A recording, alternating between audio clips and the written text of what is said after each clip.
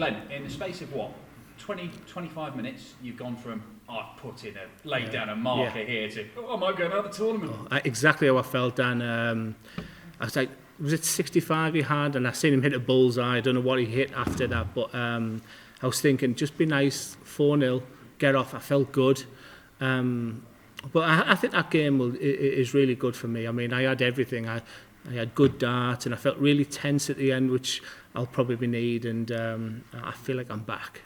Well, that was going to be my next question, because as edgy as it did get towards the end, the signs were probably as good as we've seen since you won the Premier League. Yeah, I feel fit, I feel strong, I've just lost an awful lot of confidence, and sometimes you can play yourself into a little bit of confidence, and that's what I was thinking up there. I mean, he's a terrific player. I mean, I think for 2 or 3 sets I was like, where are you? Come on. I knew he was going to come at me. But I did what I do best. At 62, I could hear Wayne Mardle, I could hear Mark Webster saying, this is what Glenn does best. And, that double 16 to go in it's a big dart for me. After your opening game at the William Hill World Championship, you said, I'm missing something, I've got to do something. What have you done to get back to that? Do you know, there's a couple of people who are helping me.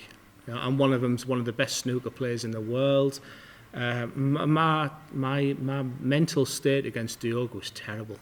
And what's my strength? My strength is maybe a 3-dart finish on 62 with 3 each, and also I'm really good here. And I was weak. I was embarrassed. Leaving darts in the board. It wasn't the prettiest of 11 days going home, because I wish I could sit here now, like a lot of dart players have said, and I wish I could bring my practice darts to the board, because my practice darts have been poor. It's a bit of a TV show. It'll be all right in the night. That's what I've probably relied on, and I need that fight inside of me, and just good people behind me, really good people. Spill the beans. Who has it? Mark Selby? Yeah. How has he helped? Just words. I think he's working with somebody, and whether he's been cut and pasting a little bit what Steve's sending in, but it's just about positivity. It's been about aggression. It's been about happy. I think his last words to me was, don't show any emotion, Glenn. And that's exactly what I did against Diogo. I mean, if I was a poker player, you know exactly what I had. I went home that night after a 3-0 win, and like I said, I was a little bit embarrassed, and good people. There's others as well. I'm chuffed. I'm chuffed a bit. You come into this year's William Hill World Championship as the Premier League champion. You've climbed your mountain, in your own words.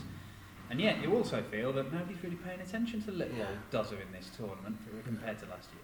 So picture this. I'm sat at home with all the, the diamonds and everything, the fireplace, you know the score.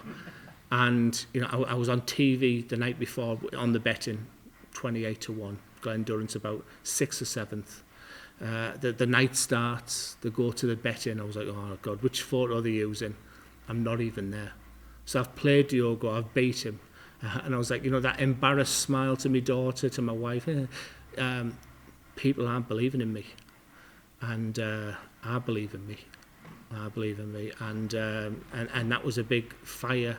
The big right in the belly, that one. I was like, I'm the forgotten man. People are messaging me that, I don't know what this word means, but on the betting something, I'm like 56-1.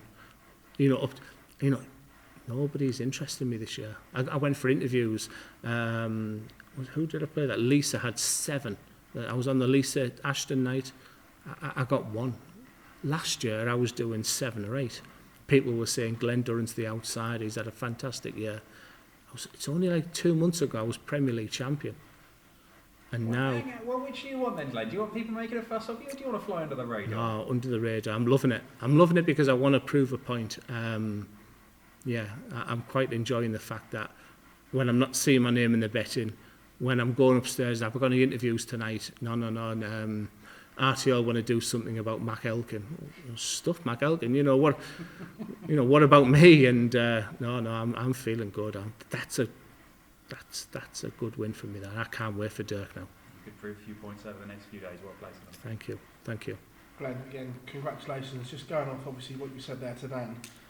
Is that the best you felt since COVID? Obviously, because you went into the slam and the players and everything like that, and you weren't yourself on stage. But tonight, that looked as if it was you again. Did it feel like you on there? I'm looking at a few statos here, and I'm the biggest statistician of them all. And I remember averaging 118 in the autumn series against Simon Whitlock and losing. I was 4-0 up and lost the game, and I haven't threw a good dart since. I won the Premier League, and I didn't play, you're beating Gary Anderson with an 87 average is not what you want. I felt okay against Nathan Aspinall, but you don't want to win Premier Leagues with an 87 and 92 average. I then get COVID quite quickly after that. I go to the Winter Series way too quick. I should have got that negative test and then went, I'm not coming to the Winter Series, Mac.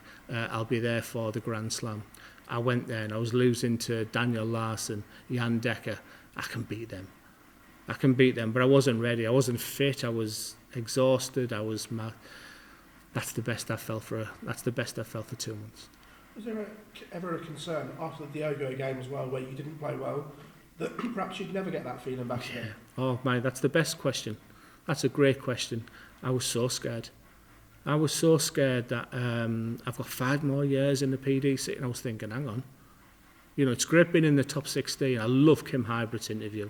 You're mollycoddled when you're in the top 16 because you get an invite to the slams, the match plays, the UK Open. I thought it was a great interview by him, and I was thinking, oh my God, is this it? I'm not a 30-year-old like some of them where they're going to come back. I'm 50-year-old now. I'm thinking, like, is that it? This is the first time my form's gone. So I like that question, and tonight I proved to myself that I'm still here. I'm in the last 16 of the biggest competition in the world, and someone's going to have to play well to beat me.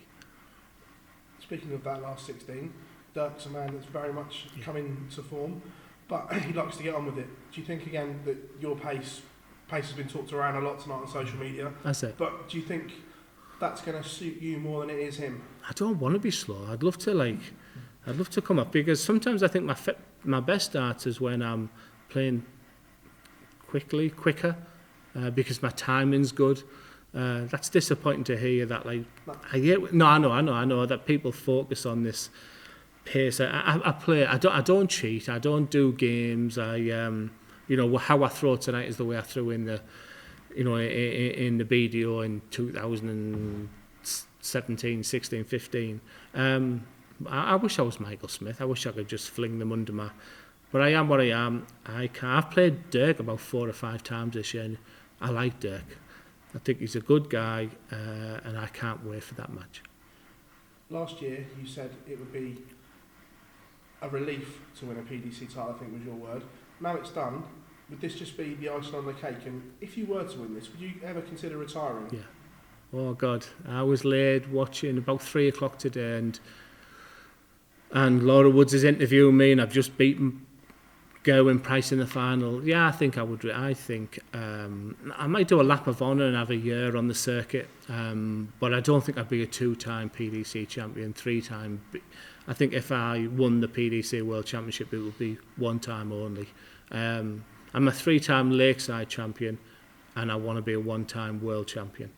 And I've took some stick over that, but that's the way I feel. I've come to the PDC, and it's different gravy. It's the competition is immense. Glenn, pleasure as always, mate. Thank you very much. Thank you.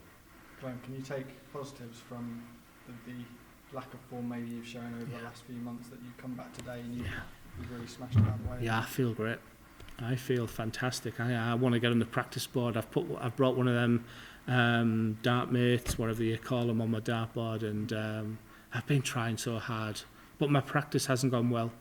I had maybe a session on the 23rd, and I went downstairs, and I went, Susan, I'm back.